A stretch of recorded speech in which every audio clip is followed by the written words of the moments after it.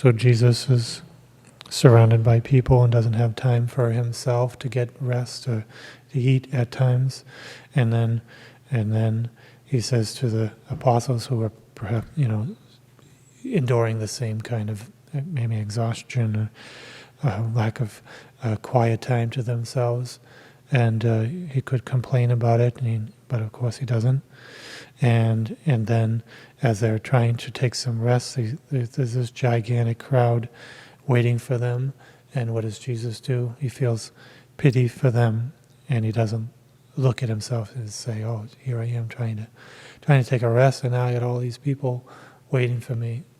Our Lord was not self-centered in that way. He was compassionate, and that's what love does. Love doesn't count all one's own miseries when there are so many other people in need, and love helps us to forget about ourselves, helps us to go out of ourselves to our neighbor, and that's always the challenge to do that. And you mothers know that, and how mothers and fathers know that, how children have those demands and needs, and mothers and fathers have to forget themselves for their needs. And so Jesus had to do that. The apostles had to do it. Those who have a lot of work to do have to do that. Imagine bishops, imagine the Pope, all the things that they have to do. They have to forget themselves.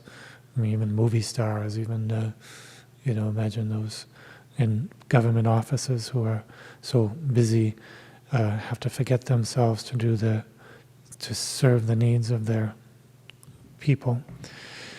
And so it all requires charity and self-forgetfulness, and it all requires, especially to be able to do this and to be healthy at the same time, to be healthy, to spiritually healthy, and to be strong to help those who we need. We need the grace of God, and grace in the form of charity, in the form of love for God and our neighbor.